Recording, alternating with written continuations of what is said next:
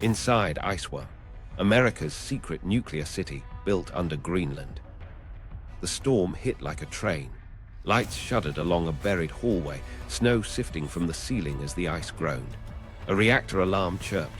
Just a blip, they told themselves, while men in parkas stared at needles quivering in the red.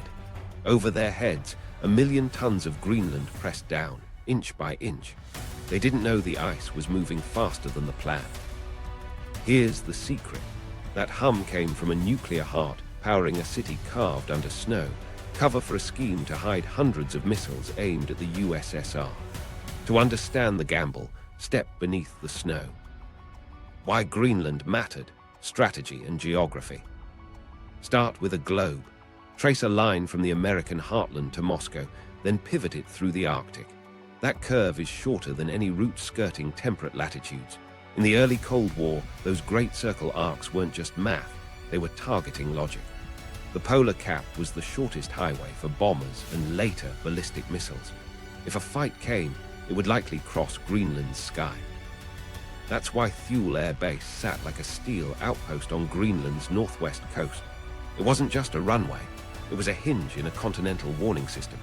Sage consoles hummed, radar screens swept, and later the BMEWS array stared into the polar dark, trying to catch the first hint of a launch from the Soviet north. Every minute counted. Thule bought minutes.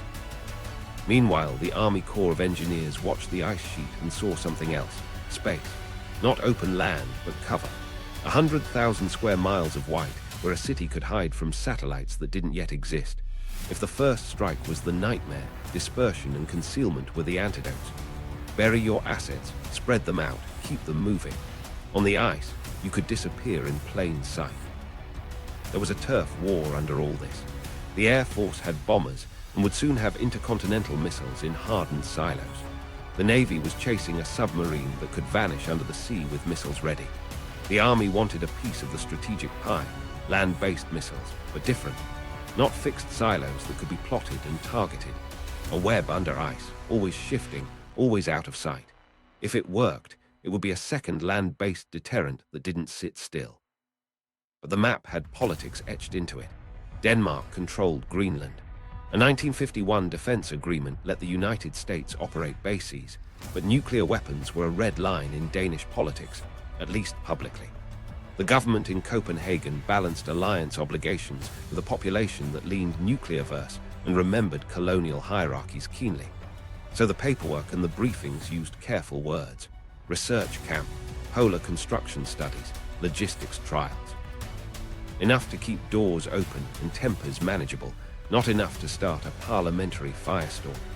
The psychological play was plausible deniability. Give just enough truth that the mind fills the gaps in your favor. Back on the ice, the physics sold the dream. Snow that falls on Greenland gradually compresses into firn and then ice, a plastic solid that flows over time. That flow was a problem for buildings, but it was also a blanket. From above, a trench roofed with snow looked like more snow. Radios could be buried. Antennas could be disguised. You could cut miles of tunnels, line them with steel arches, and fill the crown with compacted snow. From the sky, nothing. From inside, heat, light, the hum of a generator. If your enemy couldn't find you, he couldn't finish you in a first salvo. There was a catch, and everyone who stepped into those trenches felt it in their boots. The ice moved, slowly but relentlessly. Build a hallway, come back next week, and the ceiling had sunk an inch. Keep shaving, keep jacking, keep bracing. The calculus said they could outrun the movement with maintenance, at least long enough to test the concept. Meanwhile, put up Main Street, cross galleries, berthing, labs. Prove you can live here first, then scale. Strategically, the pitch had bite. Disperse 600-plus medium-range missiles across 2,500 miles of tunnels, mount them on sled-like launchers, and keep their positions fluid. Even if the Soviets knew Iceworm existed, they wouldn't know exactly where the launchers were at any hour. Attack planning turned into a guessing game. Expensive warheads would chase decoys and empty galleries. Survivability wasn't just concrete thickness, it was uncertainty, multiplied across a frozen grid. But survivability had to beat more than bombs. It had to beat oversight. The Danish government needed plausible deniability. The American public needed confidence that the Arctic wouldn't eat billions of dollars and hundreds of lives. The Army needed to demonstrate competence against the Air Force's sleek promises and the Navy's growing mystique. Every trench dug under Greenland balanced on those stakes. Strategy needed the ice to sit still. Politics needed the project to stay quiet. Then came the power question. Diesel convoys in polar winter were a risk magnet. Fuel drums by the thousands, snow tractors crawling over pressure ridges in darkness, flight lines icing up. To run a city under ice through the long night, you needed constant heat and power without a river of fuel. That's where the Army brought in its ticket to independence, a compact nuclear reactor designed to be shipped in pieces, assembled in a snow trench, and run by young soldiers with checklists and nerves of steel. That decision tightened everything.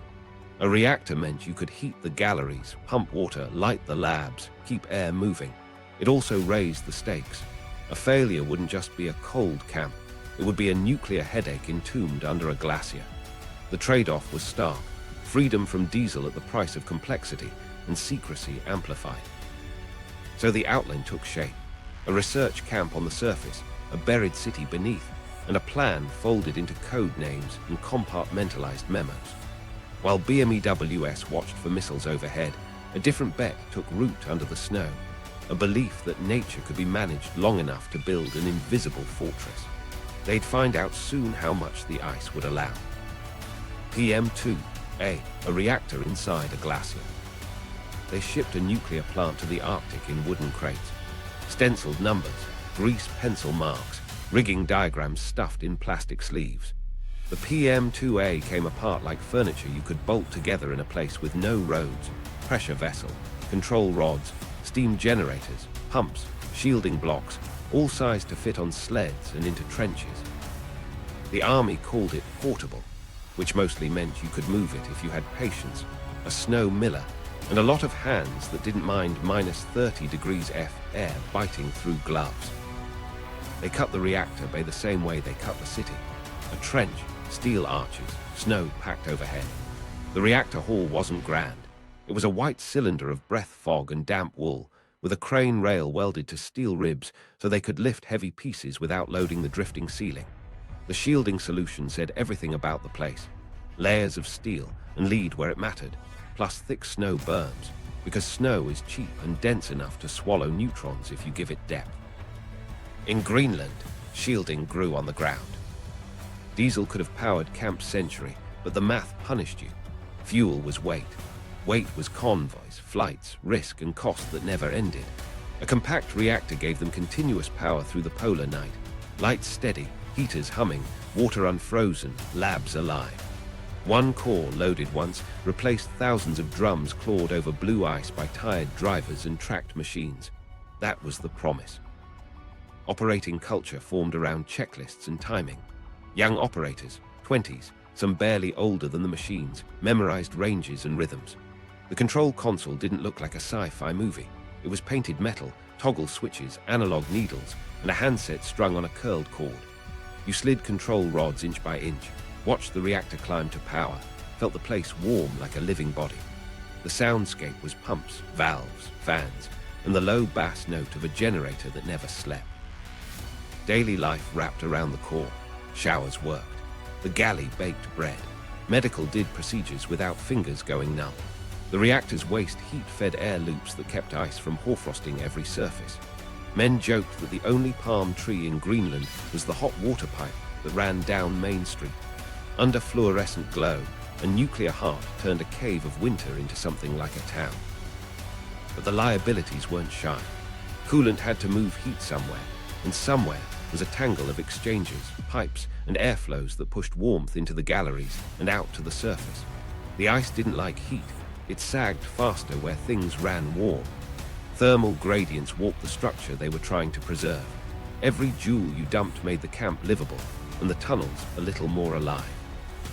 Waste streams were managed with the assumptions of the age. Low-level radioactive items, contaminated filters, gloves, small components, went into drums and storage bays, logged, slated for removal or burial depending on classification and transport windows. Sanitary sewage ran to pits carved beyond the main grid. PCBs rode in transformer oil doing their quiet job. It was orderly, but it was also a belief system.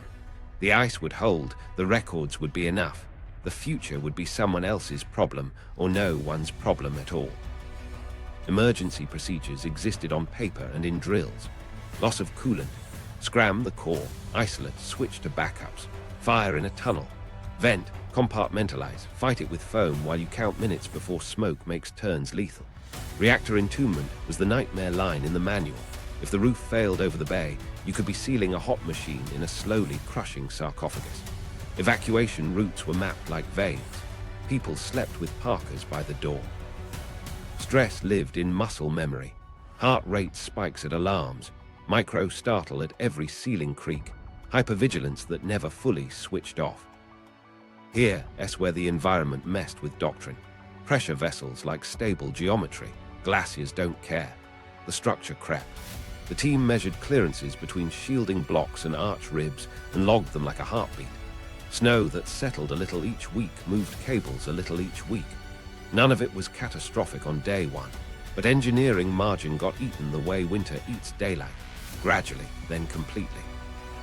Radiation monitoring was constant. Dosimeters clipped to parkers. Survey meters walked along seams and gaskets. Logs lined up in clean handwriting, spikes annotated in pencil. Maintenance here, valve leak there, resolved. They were good at catching small problems. The question they couldn't chase with a meter was longer term. What happened to low-level residues, to oils in soil pockets, to the things left in place because removal was harder than leaving? When it came time to shut down, they did it by the book. Fuel came out in casks, escorted out of Greenland to the United States. The core went quiet, but you can't zero a system that lived in a trench. Some components, some contamination pathways, some tainted soils stayed. The reactor bay didn't vanish. It became a room in the dark, with labels that meant less as the ice shifted the furniture. The lessons traveled farther than the sled tracks. Portable reactors work, but they bring a logistics tale and a moral tale. In extreme cold, heat is life, and also a structural force you have to pay back. Safety is a culture. It's also the landscape outside your door.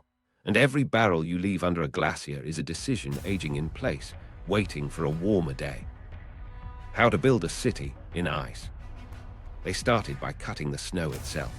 A Swiss-built snow miller chewed a trench through the Féin, throwing white arcs into the wind while men marked centerlines with bamboo wands.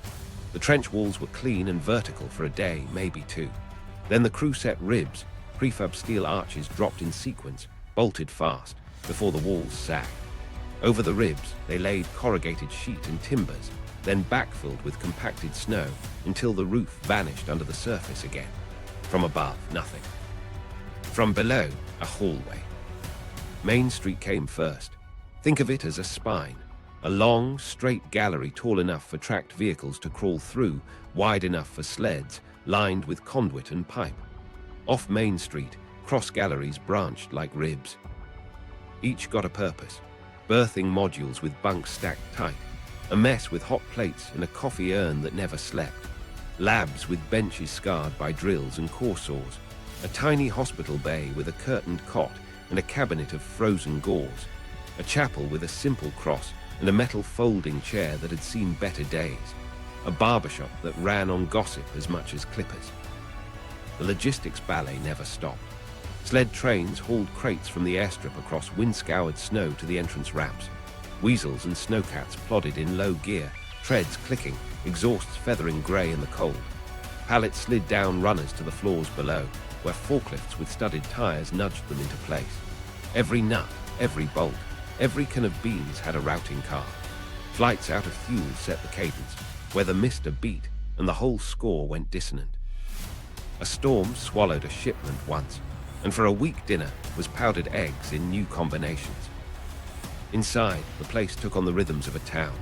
The galley did pancakes on Sundays. The mailroom handed out letters with stiff corners and photos that smelled like home. The carpenter's shop made miracles from scrap, shelves from crate lids, a poker table from a spalled door, a rack that kept mittens from steaming into mildew. Someone thumbtacked a pin-up by the boiler gauges until a chaplain quietly moved it lower. From day one, the ice pushed back. Roofs settled as the snow above densified. Sidewalls crept inward, measurable on a tape stretched across a rib. The crew kept a ledger of clearances. When the gap between floor and arch hip shrank past a line, out came the jacks. They'd crank up the roof a fraction, shave the floor with a planing sled to reclaim headroom, re-arch where steel showed stress. Every fix took time. Every fix bought time. It was like mowing a lawn that never stopped growing. Heat, the gift from the reactor, made the problem worse and better at once. Better because you could work bare-handed for 5 minutes before your knuckles went dumb. Worse because warmth softened the fin and hastened flow. So they managed temperatures like a miser counts coins. Heaters aimed down corridors, not at roofs. Hot pipes got wrapped and routed low. Air handlers pulled moisture out before hoarfrost could coat instruments like glue. There were close calls. A roof over a storage bay dipped overnight after a warm water line sprang a pinhole. The carpenter on morning rounds pressed his glove to an arch and felt a shiver he couldn't name. By noon, a brace was in, crates were moved, and the line rerouted through a colder run. Another time, a tracked carrier clipped a rib on Main Street. Just a kiss, the driver said, but the deflection rippled 2 bays down. The engineer who measured creep wrote the new rate in his notebook and didn't sleep much that week.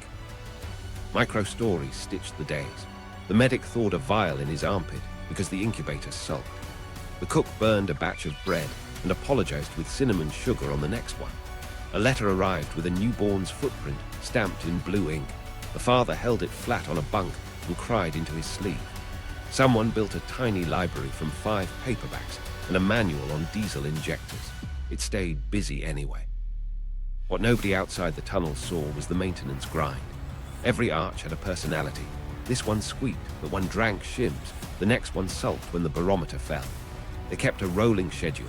Jack here, plane there, lop a 1/4 inch of floor ice, swap a rib that had taken a kink. When a new gallery opened, the clock started ticking on it too. The men joked the camp was alive. In truth it was. Snow flows, slowly but relentlessly. Buildings here were boats on a viscous sea. The cover story, research on snow mechanics, polar medicine, construction techniques, wasn't a lie. They learned a lot. They learned how to cut cleaner trenches, how to set arches on sled-like shoes so you could slide them during releveling, how to choose snow blocks that compacted tight without crumbling. They learned what equipment broke in -30 degrees F and what simply refused to start. Those lessons were real, and they filled reports with charts and photos and proud captions. But down in the planning office, the map that mattered was overlaid with dashed lines that didn't end at Camp Century's perimeter. Each successful gallery was proof of concept, one more reason to believe you could scale this. Build hundreds of miles, thread launch bays among living spaces, use the white void as a cloak that no reconnaissance could pierce. The city they built was both a laboratory and a mask. And with each rib they set, they bought into the bargain. You can live in ice if you keep paying the rent in labor. The question they couldn't shake was simple and heavy. How long could they keep up the payments? That uncertainty, counted in inches, logged in pencil, worked on morale like gravity. Project Iceworm, the hidden missile network. All the research signs on the wall, snow mechanics charts, construction photos, medical logs, were useful. They were also camouflage. The real plan lived in binders stamped with code names and distribution lists that skipped a lot of desks. Camp Century was the prototype. Project Iceworm was the point. On paper, Iceworm looked like a magician's trick, scaled to a continent of ice. Cut 2,500 miles of tunnels in a lattice beneath the inland ice sheet. See that lattice with more than 600 medium-range ballistic missiles. Iceman, a derivative of the Army's Jupiter concepts, each on a sled-like launcher that could be towed from bay to bay. Never let the launchers sleep in the same place twice. Spread them wide, hide them deep, and keep the network breathing. If one gallery sagged, move. If recon sniffed around a cluster, decoy. Survivability wasn't a bunker, it was motion and misdirection. The math favored deception. Soviet targeting doctrine needed coordinates and confidence. A fixed silo gives both. A moving launcher in a maze gives neither. Attack planning would drown in options. You saturate thousands of feet of tunnels with warheads, hoping to catch a launcher between turns. Do you waste surveillance assets chasing sled tracks that a snowstorm erases in an afternoon? That uncertainty was the shield. Even a leaky shield buys time. Command and control drove the next set of questions. Missiles don't care about your tunnels. They care about orders, authentication, and timing.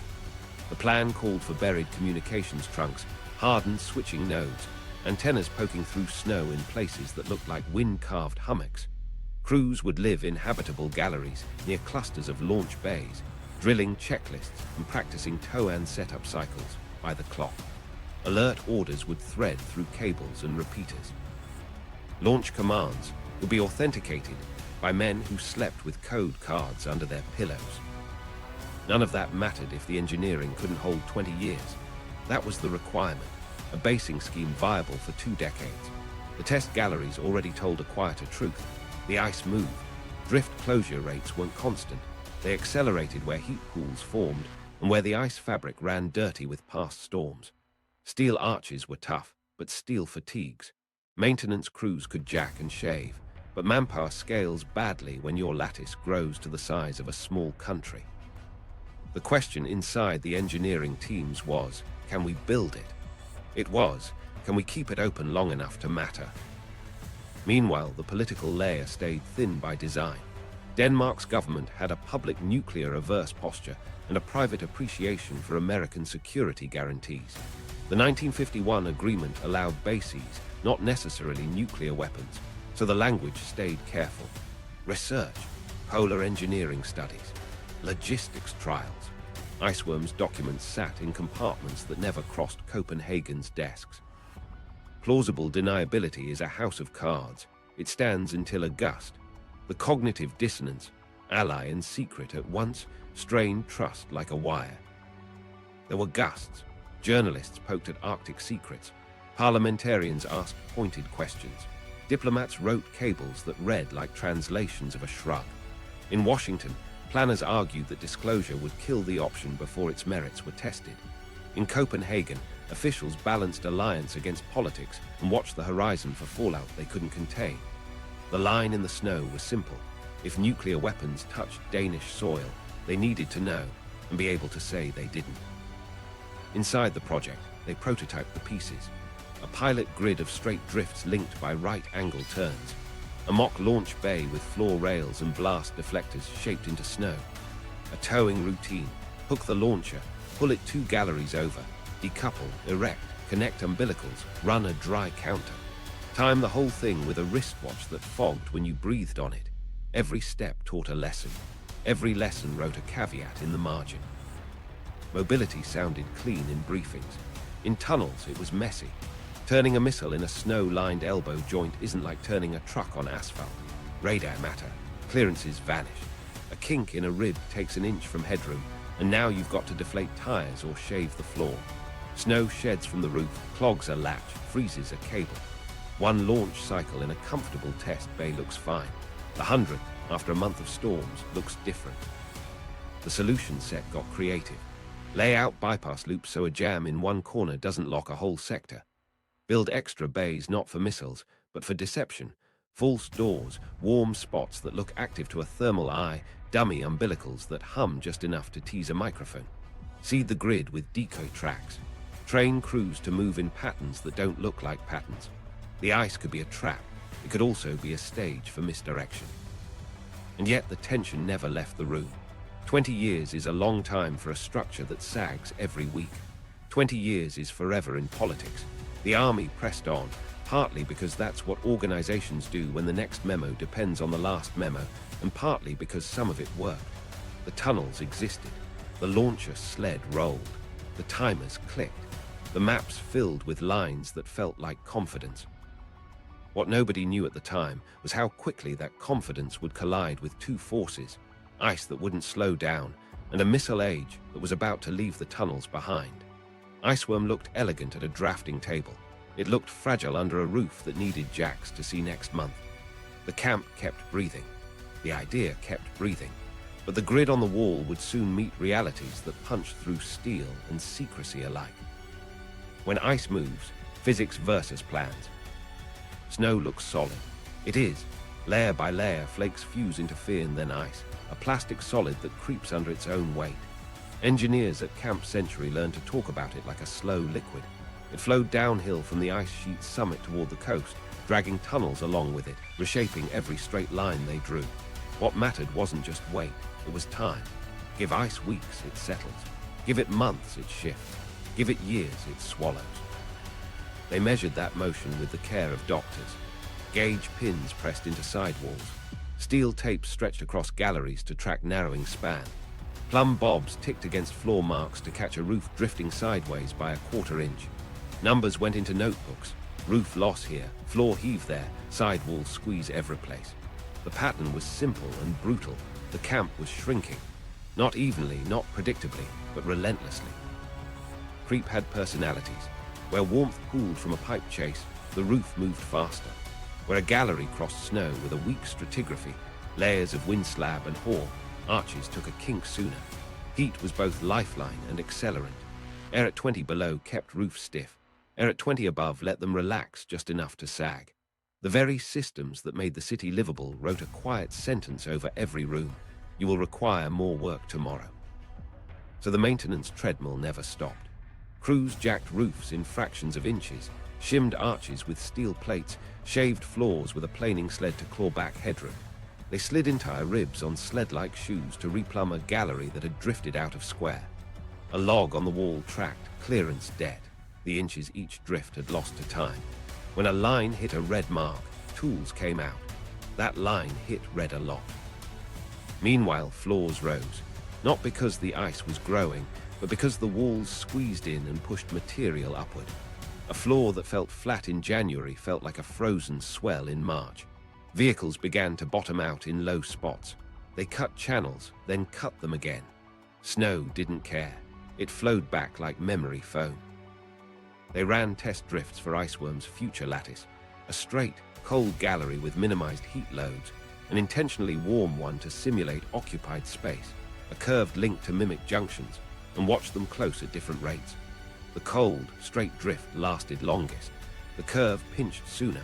The warm one sagged fastest. Scale that up to 2,500 miles, and the arithmetic went sideways. You could design a grid that survived a season. Designing one that survived 20 winters without drowning in labor was a different problem. Steel had its own clock. Arches handled compression well, but constant micro-adjustments and uneven loads introduced fatigue. Frost wedged into bolt holes and worked like sandpaper. A rib that took a small kink might hold for months, until one more jack cycle put it past yield. They learned to read the sound, a groan that meant relax, a ping that meant stop. Shave less, add a brace, come back tomorrow. The ice didn't give second chances when a rib snapped. Here's where the human factor bit the plan. A lattice of hundreds of miles meant thousands of arches, thousands of joints, thousands of points that needed tending like houseplants. Every hour a crew spent saving a roof was an hour not spent moving a launcher, testing a comms node, drilling a drill. Maintenance wasn't a line item, it was the weather inside the project. It soaked into everything. Complications multiplied. A warm season melt event fed surface water into a borehole and spiked humidity in a section, frosting instruments and slicking floors. A heater failure chilled a drift, slowed creep, and cracked a conduit that had been just flexible enough at higher temperature. The system reacted to itself. Fix one thing and another moved.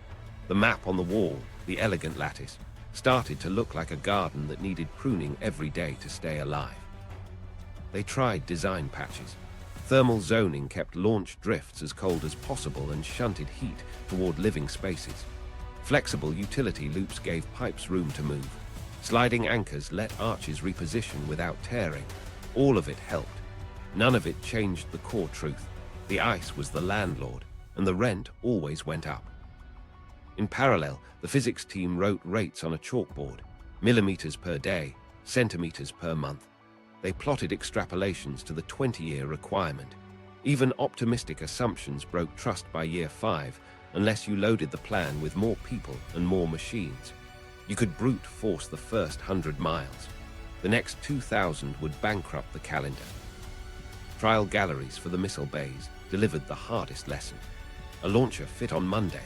By Friday, Clearance at the elbow joint had tightened enough that you needed to deflate tires, re-level, or plane the floor again. If a launch order came during a maintenance cycle, you could be stuck choosing between shaving ice or meeting a clock you didn't control. Survivability that depends on perfect timing isn't survivability. It's choreography with a glacier as your partner. This was the moment everything changed. The ice wasn't misbehaving. It was behaving exactly as physics said it would. Plans assumed a manageable drift. Reality handed them a moving maze. Engineers kept fighting ceilings because that's what engineers do. Solve today so tomorrow can try again. But each inch of movement shaved months off the dream. While wrenches turned underground, cracks started forming above ground, in budgets, in inter-service patience, and in politics that didn't enjoy secrets with expiration dates. Denmark, Secrecy, and the Greenland question. While engineers fought ceilings underground, diplomats walked a tighter corridor above. Denmark owned the map. Greenland wasn't just white space. It was Danish territory with a colonial past that sat uncomfortably in living memory. Copenhagen had signed the 1951 defense agreement that let the US operate bases, but nuclear weapons crossed a political tripwire. Publicly, Denmark leaned nuclear-free. Privately, the alliance mattered. That gap became the pressure point. Cables moved in careful language. Washington wrote of research and logistics. Copenhagen asked if research touched the nuclear line. The answers were crafted to pass both a legal reading and a headline test. Say enough to keep cooperation alive. Say little enough that a minister could face Parliament without blinking. In practice, that meant Thul's strategic role was brief. Camp Century's reactor and the missile lattice stayed compartmented. Greenland's voice was quieter then, but it wasn't silent. Inuit communities lived with the weather, the hunting grounds, the scrapes of policy that left marks on real lives. A base might bring jobs. It also brought outsiders, rules, and risks they didn't choose. The memory of relocations near Thule in the 1950s lingered. Trust had a cost, and it wasn't always paid. Meanwhile, the exposure risk grew with every mile of trench. Journalists heard rumors of a city under ice. NATO partners noticed odd cargoes moving north. A question in the Folketing landed with a thud. Did the United States intend to station nuclear weapons on Danish soil? Anticipatory anxiety turned into political pressure. The government had to answer without detonating the alliance. Officials leaned on the text. No declared nuclear weapons, no formal violation. But that was a line drawn in paperwork, not in ice. Inside embassy back rooms, the talk turned practical. If Iceworm stayed theoretical, an option, a study, Denmark could live with ambiguity. If it hardened into deployment, ambiguity would collapse. A single leak could trigger a domestic backlash, force a public denial, and corner both governments. Allies forgive small lies. They struggle with grand ones. The US position tried to be two things at once. Keep options open in the Arctic, because options are leverage. Keep allies comfortable, because comfort is access. That meant compartmentalizing Iceworm so tightly that Danish officials didn't need to know. It also meant betting that the plan would either evolve into something Copenhagen could swallow or fade before the question turned black and white. Ambiguity can soothe for a while, then it corrodes. Over at Thule, the line blurred daily. BMEWS radar, tanker traffic, alert shelters, those were visible pillars of deterrence. Camp Century was the blank line on a map, its reactor framed as an experiment in polar power. Nobody in public life wanted to argue against heat and light for science. The trouble came when science got close to warheads. That's when fear of scandal started to outrun fear of the Soviets. Copenhagen's nuclear posture wasn't theater. Danish politicians had built credibility on the promise that their soil, notwithstanding Greenland's distance, wouldn't host nuclear weapons. The policy had nuance for transits and emergencies, but permanent basing was radioactive in more ways than one. If Iceworm's missiles ever arrived, that posture would crack. The government would have to choose between alliance and oath, and voters would remember who chose what. US planners hedged. They argued Iceworm was contingent, that technology might change, that the army was studying feasibility, not declaring an intent. All true as far as it went. But the studies had a direction, and the direction aimed at hundreds of launchers under Danish authority, hidden by an ally who wouldn't admit they existed. Secrecy isn't just a tactic, it's a relationship. This one's strained. Then a small gust hit the House of Cards. A press piece teased a nuclear camp under the ice. The story was foggy, but the phrase traveled. Sticky phrases drive public imagination. Once a label lands, it frames every future fact. Danish parliamentarians pressed harder. Was there a reactor? Yes, for power. Any weapons? No declared weapons. The dance worked for a cycle, but it cost trust. Quiet approvals at Thule weren't blank checks. Each half answer wrote a note payable later. Inside NATO, the politics twisted another way. Allies needed the US umbrella, but they also needed domestic stability. A scandal in Copenhagen could ripple to Oslo, Ottawa, Bonn. Nuclear basing was already a thorn in European debates. Iceworm risked opening a new front, an Arctic one where law, distance, and secrecy made defense arguments look slippery. This was the point where diplomacy and physics aligned against the plan. The ice said maintenance would drown manpower. Denmark said nuclear ambiguity would drown a government. Even if engineers kept the roof up another season, the politics sagged. The Greenland question wasn't just can we? It was with whose consent, for how long, and at what price. The answers narrowed as quickly as the tunnels. Minuteman, Polaris, and obsolescence. While Copenhagen asked sharper questions, something else was happening in silos no one could see and oceans no one could surveil. In the American West, crews poured concrete into holes that didn't move. The Air Force called it Minuteman.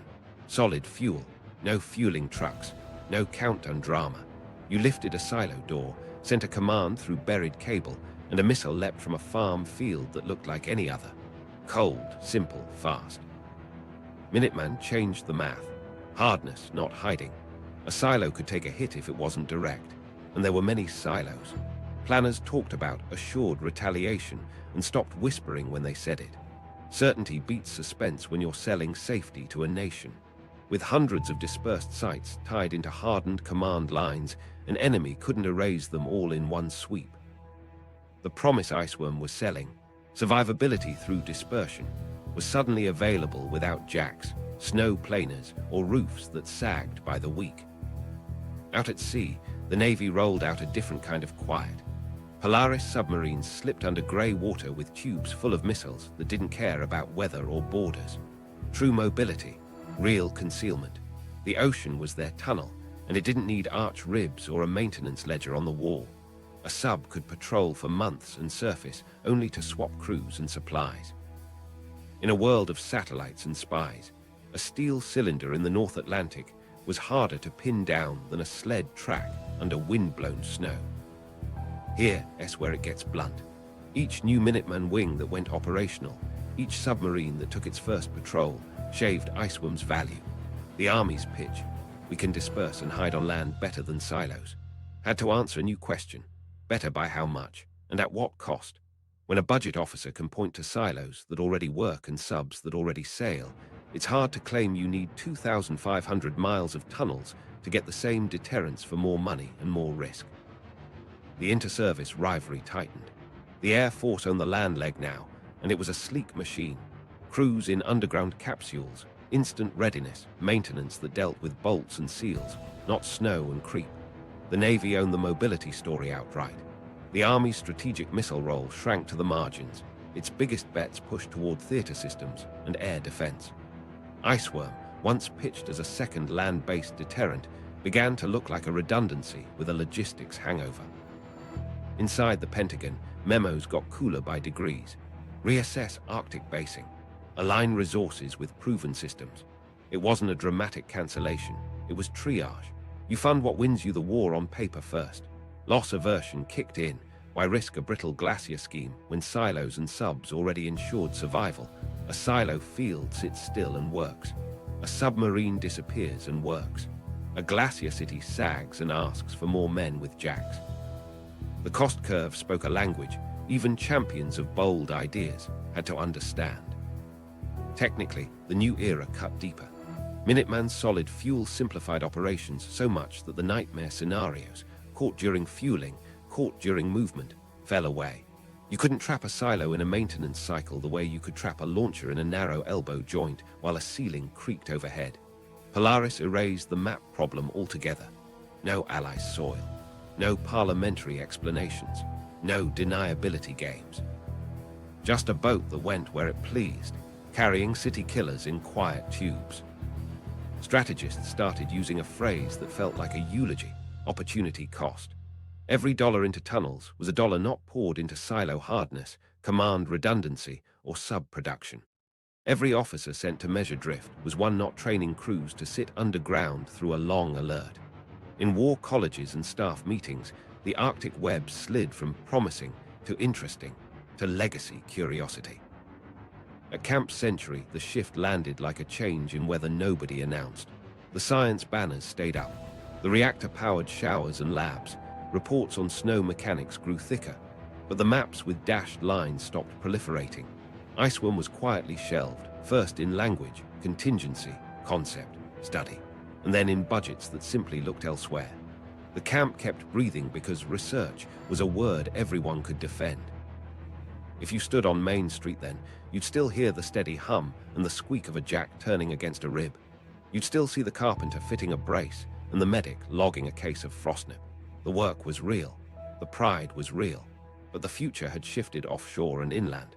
Silos in wheat fields, submarines under ice-free seas. The dream of an invisible city beneath Greenland didn't die in a scandal. It died in a spreadsheet and a patrol schedule. And yet the idea left fingerprints. Dispersal as survivability, mobility as deception. The lessons didn't vanish, they migrated. The army learned about logistics at the end of the earth. Engineers learned how much heat a glacier will tolerate before it starts to eat your roof. Planners learned how fast a plan can age when technology leapfrogs your best argument.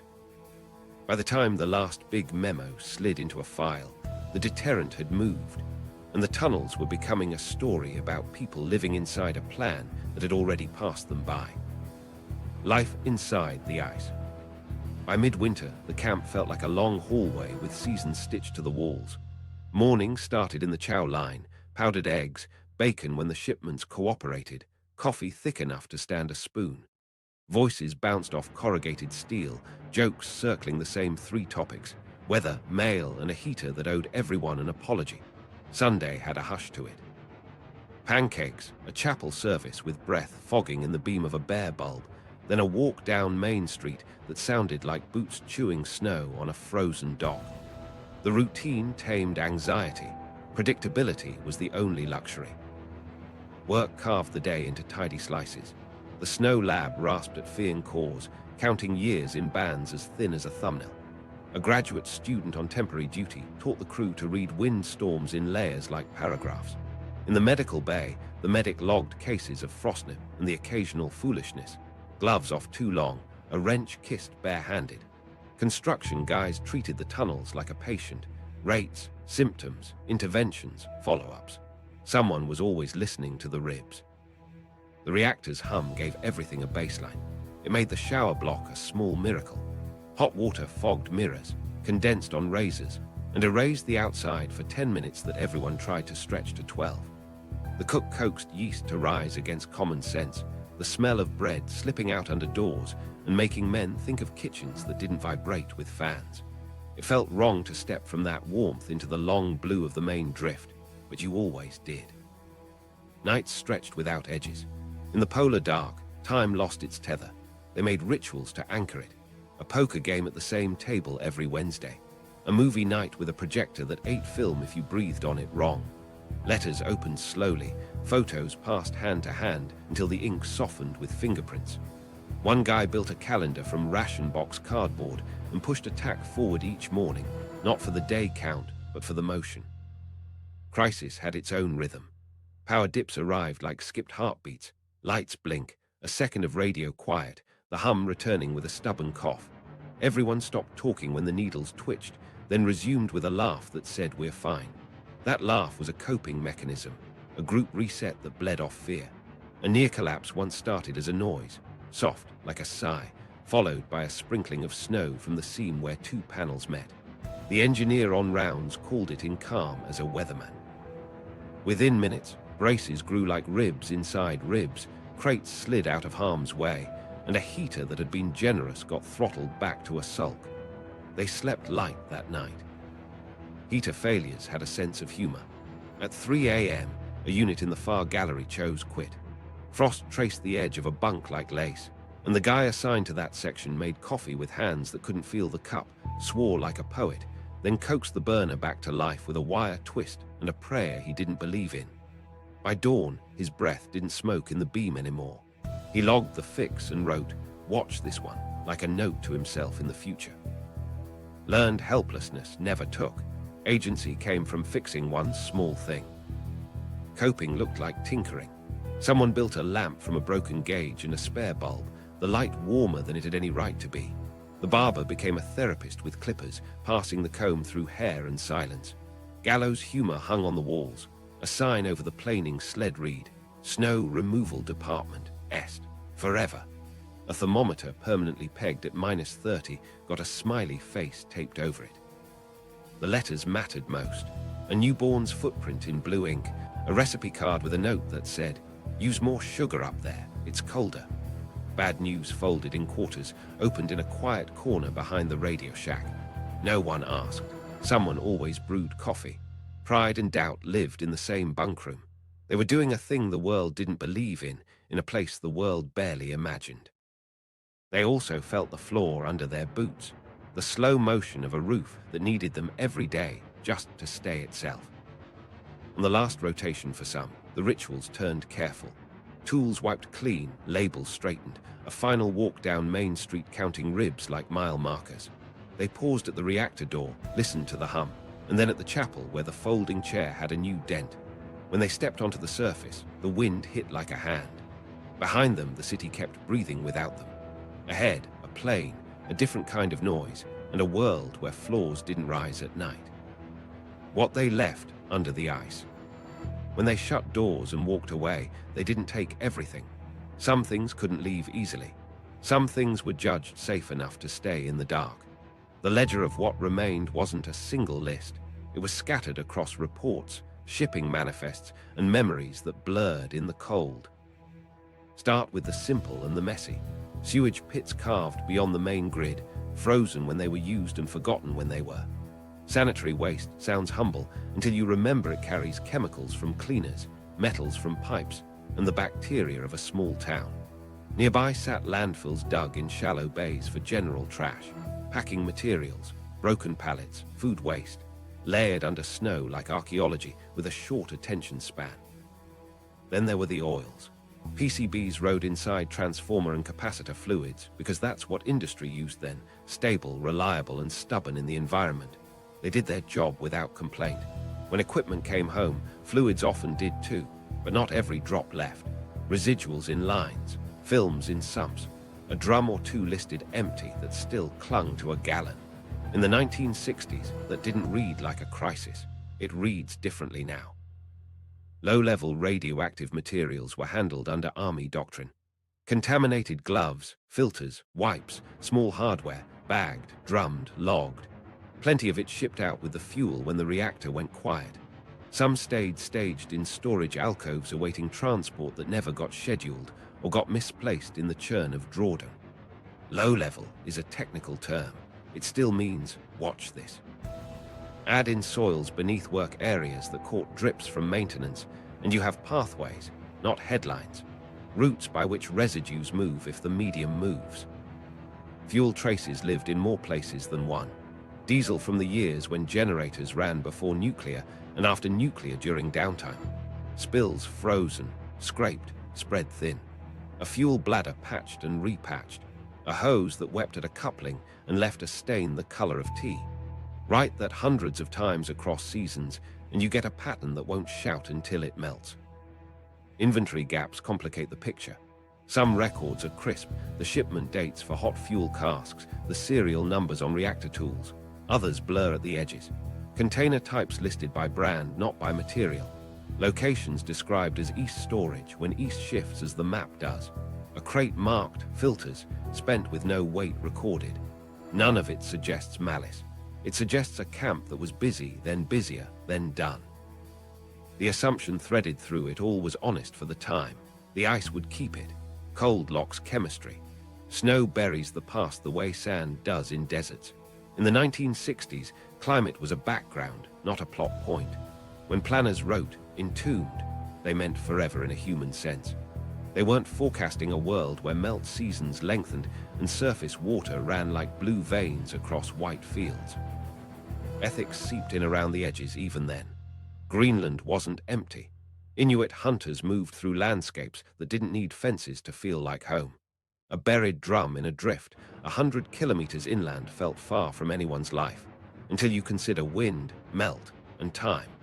Consent isn't a form you file once, it's a conversation you keep. That conversation rarely reached the tunnels in language the men could use. Here's a micro-story to make it plain. A carpenter packing a storage bay found 3 drums without lids, turned upside down to keep snow out. The stencils had worn thin. He chalked oily rags on the side, dragged them to a dryer niche, and logged the move on a sheet tacked to a post. He figured someone would circle back. No one did. The drums froze into the wall like fossils. Another, the medic inventoried a lead-lined box and found it empty. The instrument it once held shipped months earlier. He marked the box clean, left it with other crates for later disposal, then never saw the lot again. He thought about that box years later, reading an article about Greenland's melt. He couldn't tell if memory was reliable or if the box had mattered at all.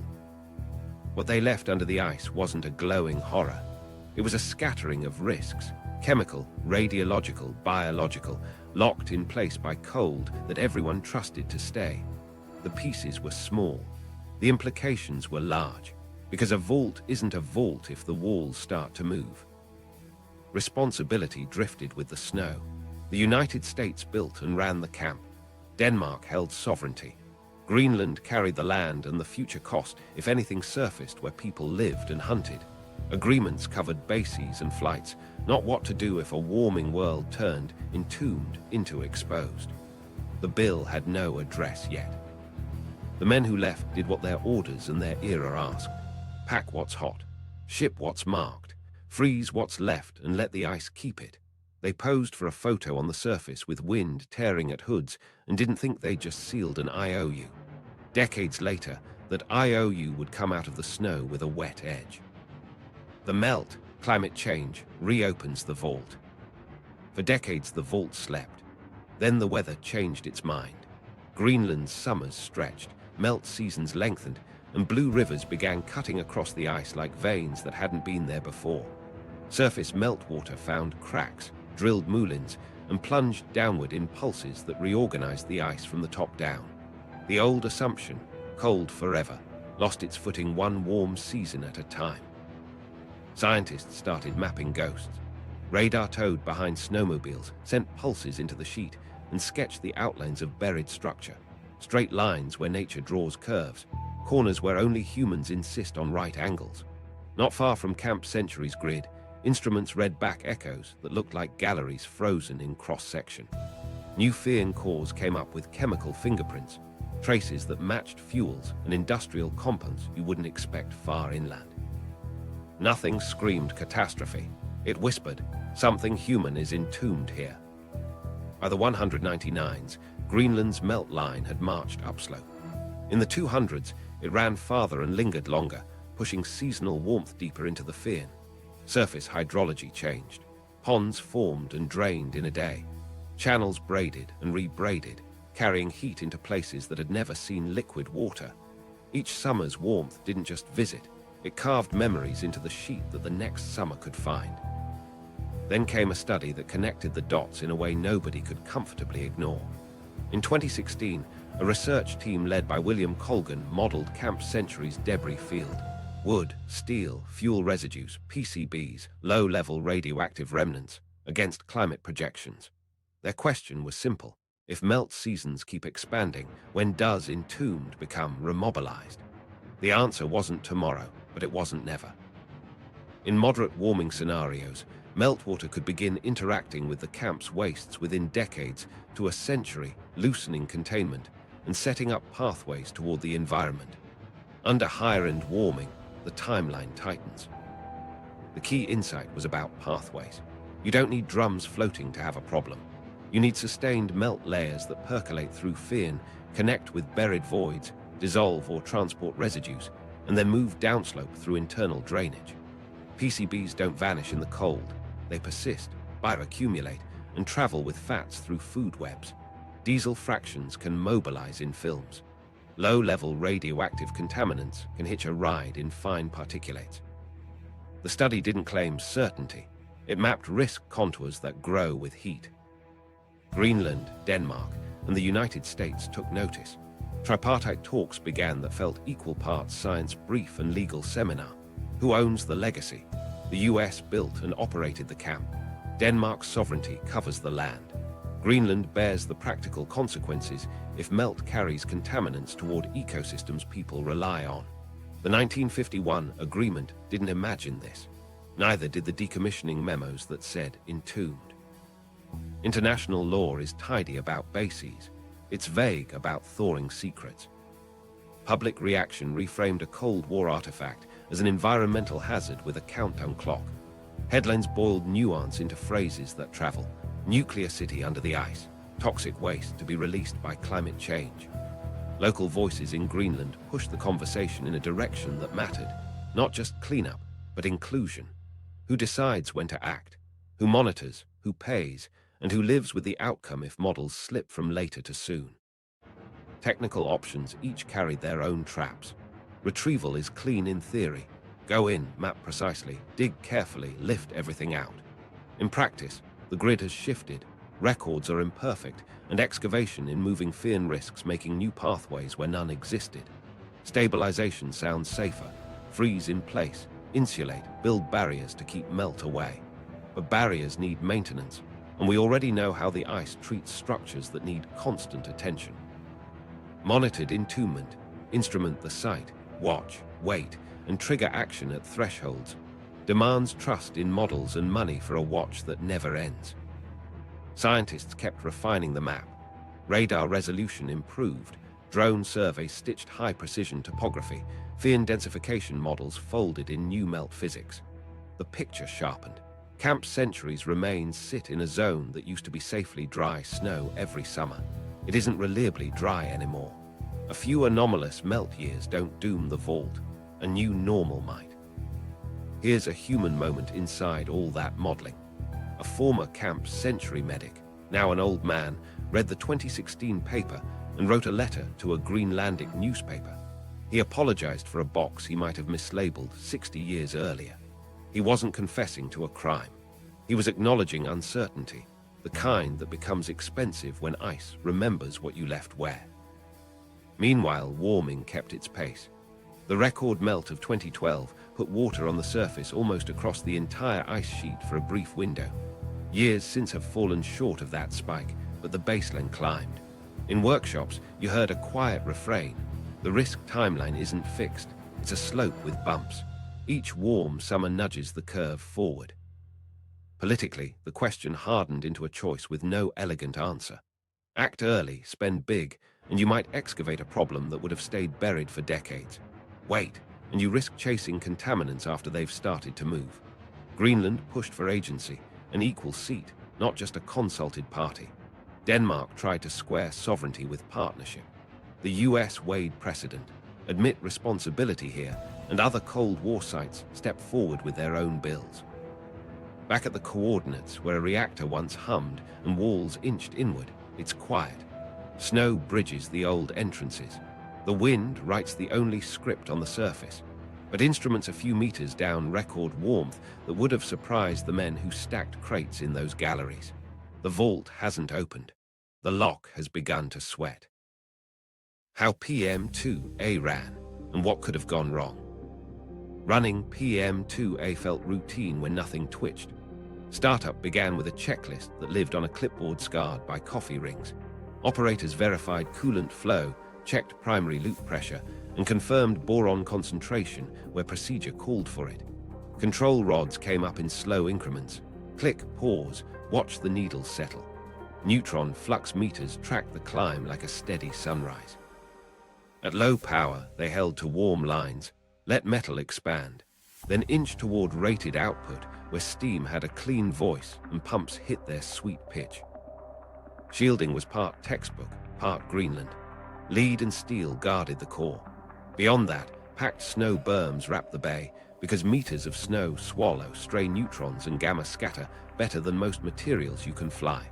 Survey teams walked seams with meters, sweeping flange by flange. Readings got penciled into a log that told a quiet story. Small upticks near penetrations, spikes during maintenance, back to baseline when the work ended. Thermal management made the place livable and fragile. The primary loop carried heat from the core to steam generators. The secondary loop drove a turbine that fed generators, and through exchangers, the warm air that kept tunnels from turning to hoarfrost. A tertiary path dumped surplus heat to the surface through ducts designed to exhale without melting the roof. The trick was balance. Too much heat, and the ice softened overhead. Too little, and lines sludged. Operators tuned valves like a band. Each adjustment changed the acoustics of the camp. Coolant purity was religion. Chemistry techs pulled samples on a schedule, checked conductivity and pH, chased corrosion products before they could plate out where they didn't belong. Filters caught fines. Resin beds polished the loop. Any hint of crud meant more dose in the system, more wear on components, and harder shielding problems later. A fouled heat exchanger doesn't just sag performance. It forces you to run hotter elsewhere, and the ice reads that heat like a warning. Procedures assumed compartmentation. A fire in one gallery meant dampers slam, hatches close. Fans reroute flow to keep smoke out of the reactor bay long enough to shut down clean. Loss of off-turbine load triggered automatic reliefs to dump steam and avoid pressure transients that could rattle everything from pipe hangers to arch bolts. If the secondary loop tripped, you scrammed, drop rods, kill fission, let decay heat ride through auxiliary cooling until the core slept. Decay heat was the quiet menace. Even with fission stopped, the core stayed hot, needing flow to carry residual energy away. Auxiliary pumps had backup power. Diesel generators waited like sentries for a bad day. Battery banks bridged seconds that mattered. Everyone knew the sequence.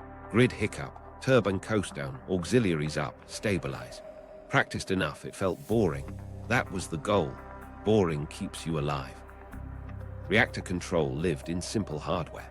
Analog gauges, relay logic, enunciators that barked when a parameter crossed a threshold. No digital smoothing, no software ghosts. The console taught humility. A needle doesn't lie, but it doesn't explain either. Operators cross-checked with handhelds, verified with local indicators, and sent runners when radios got moody in the cold. Human redundancy backed hardware redundancy. So what could have gone wrong? Start with a small leak. A pinhole in a primary line sprays a mist that doesn't show until a meter sings. In a concrete plant, you isolate and roll a weld team. In a trench roofed by snow, you add don't heat the ceiling to the list. Add a second failure, say a stuck relief, and the script gets thin fast. Two faults in sequence aren't rare in cold that makes gaskets behave like glass. Or take a tunnel collapse near the bay. The reactor hall had its own arching and reinforcement, but force doesn't respect lines on a map. A partial roof failure in an adjacent drift could shove a sidewall just enough to bind a valve or misalign a pump. Vibrations from emergency braces echo through steel. The plant wants quiet. Crisis makes noise. Loss of cooling water was the nightmare.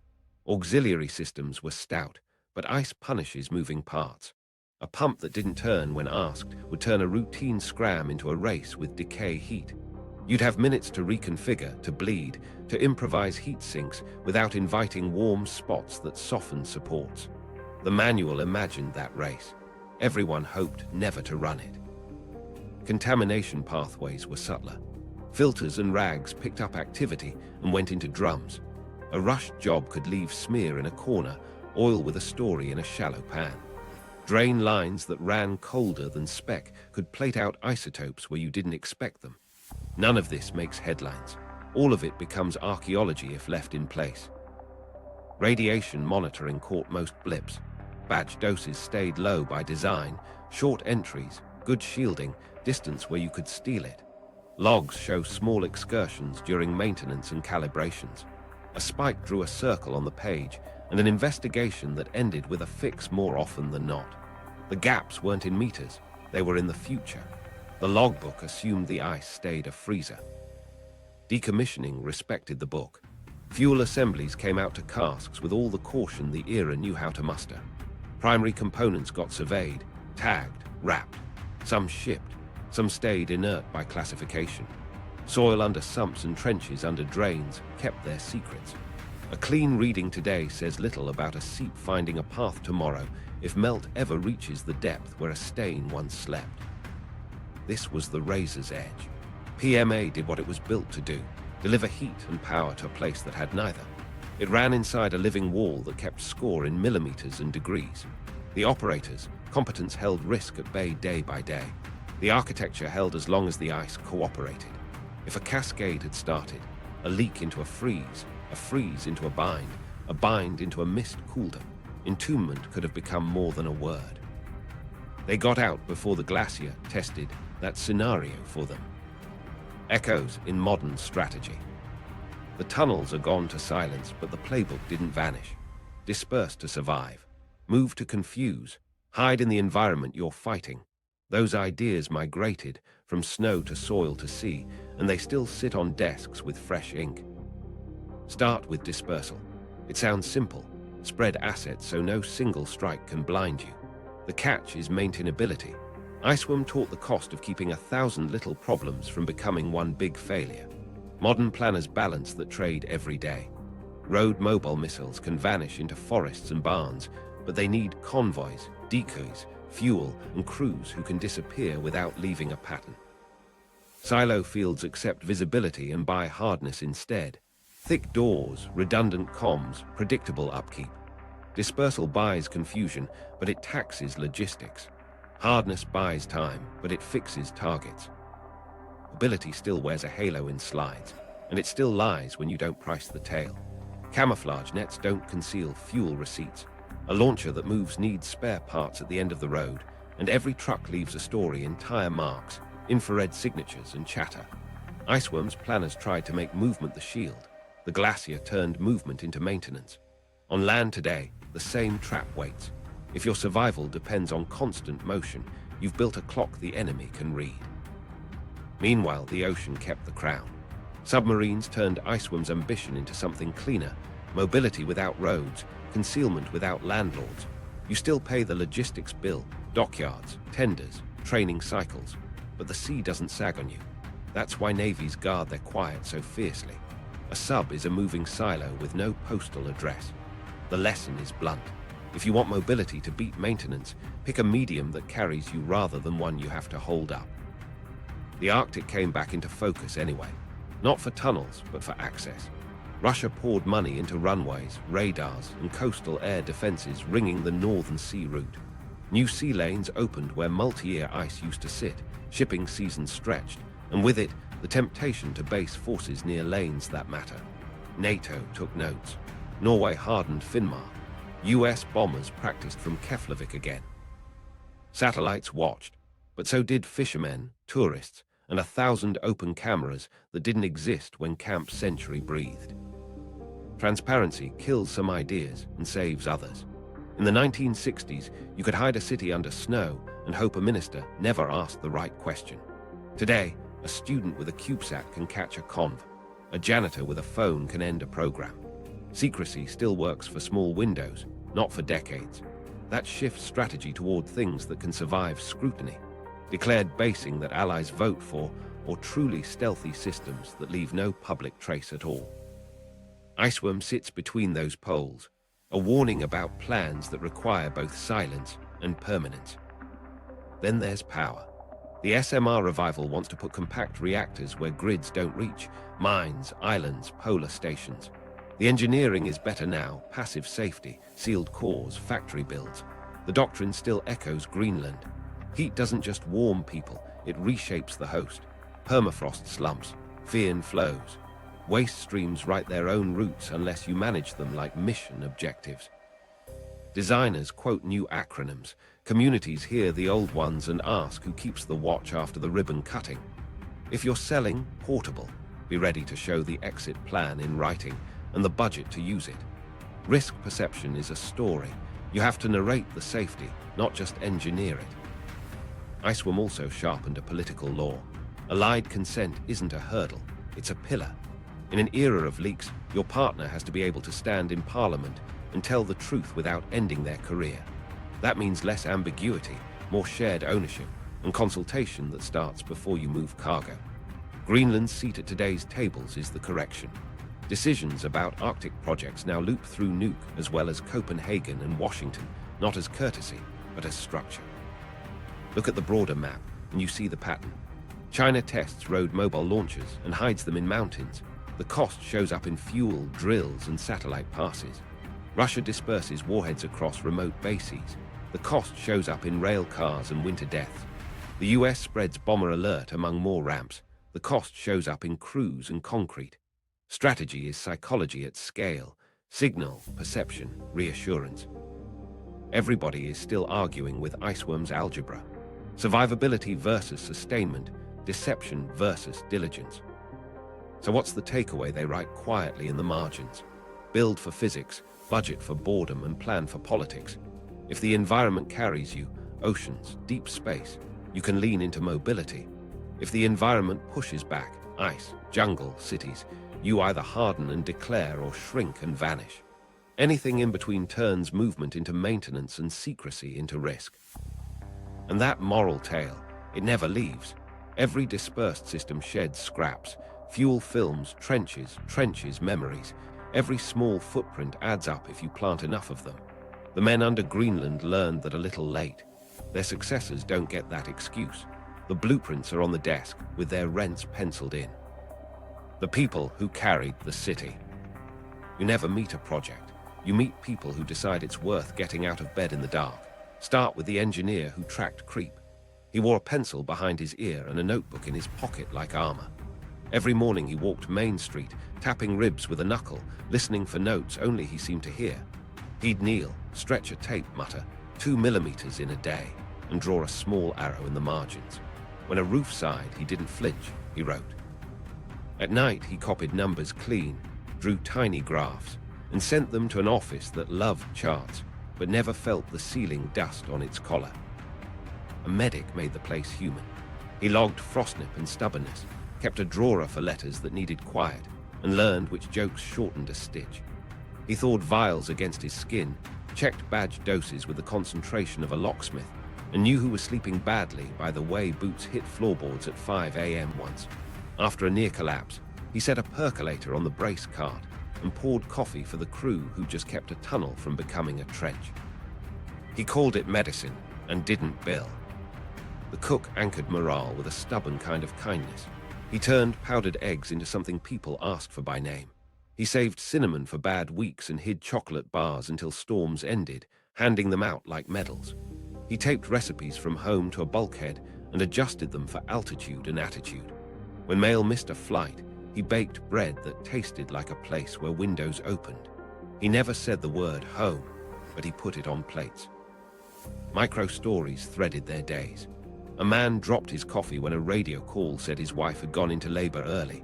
The cup shattered, and he crouched to pick up the pieces with hands that wouldn't stop shaking. 20 minutes later, the medic found him a corner and a pencil and told him to write anything, even nonsense, until he could breathe again.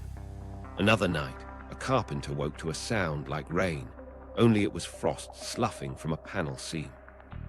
He grabbed a brace before his boots were laced and didn't feel his toes until noon. Work turned into rituals because rituals hold you together when plans don't. The engineer counted ribs on the last walk of a shift and tapped the same one twice for luck. The medic wrote one good thing in the log each night, a joke, a fix, a letter that landed. The cook set aside a slice for the guy on late rounds and left it under a towel like a secret favor. They built meaning out of small, repeatable things because the big thing, a city under ice, changed definitions every week. Pride coexisted with doubt without arguing about it. They sent photos home of clean galleries and a chapel with a cross that never hung straight. They told parents the work mattered and told each other the roof would hold through March. Nobody said Iceworm out loud in the mess, but everyone felt the pull of a plan that used their best days for a purpose they weren't allowed to name. Doubts surfaced at odd times, staring at a kinked rib, reading a memo that rephrased the mission into research, hearing about a submarine that made their tunnels look old. Health questions lived in quiet corners. A rash that didn't fade, a cough that argued with the air. Badge readings stayed low, but the mind keeps its own ledger. Years later, reunions formed in VFW halls and church basements. Someone brought a warped arch plate as a souvenir. Someone else brought a notebook with compressive strength numbers in a neat hand. They compared stories and symptoms and laughed in the same places they used to, the cadence still there even if the nouns had changed. Departure made them ceremonial. Shutting down a module meant wiping tools, labeling coils, and writing a note for the next set of hands. Watch this brace in warm spells. The last walk down Main Street was slower, an inventory and a goodbye. The engineer stopped at his favorite rib and rested his palm on cool steel. The medic checked the chapel first aid tin without meaning to. The cook handed off a box of spices like a baton. Outside, the wind took their breath, and the horizon looked like a blank page they hadn't earned yet. Meaning didn't arrive as a speech. It settled in like a truth. Human grit can keep a bad idea alive longer than it deserves and still teach you things you needed to know. Institutions forget, people remember. The city under Greenland exists now in their stories. The precise tap on a rib, the coffee on a brace cart, the bread that tasted better because a storm had ended. They carried the place out with them, one small ritual at a time. The decision ahead, clean up memory, responsibility. The question finally came due. Who owns a problem that thought its way out of secrecy? The United States built the camp, ran the reactor, wrote entombed into its decommissioning notes. Denmark's sovereignty wrapped the ice, the law, and the flag. Greenland holds the land, the hunting grounds, and the risk if melt turns buried scraps into moving threads through real ecosystems. 3 signatures on one landscape, none with a clean exit. Lawyers started with the 1951 Defense Agreement and found it didn't say much about warming centuries later. It covered bases, transit, jurisdiction. It didn't map responsibility for legacies that the climate might wake up. So the options on the table felt like engineering with politics braided through every bolt. Retrieval sounded decisive. Go back, map precisely, cut in with cold tools, lift drums, soils, and hardware out of a medium that wants to flow when warmed. The risks were technical and moral. You could open pathways by accident. You could also write a new chapter of extraction on land that already holds old scars. Every dig plan needed indigenous consultation at the front, not as a courtesy at the end. Stabilization promised less disturbance. Insulate, divert melt, build snow fences and subsurface barriers to keep water from finding voids. But maintenance lurked. Barriers don't babysit themselves. You'd be rebuilding the very treadmill the glacier has always demanded, this time to guard a vault you once trusted to the cold. Monitored entombment asked for patience and a budget.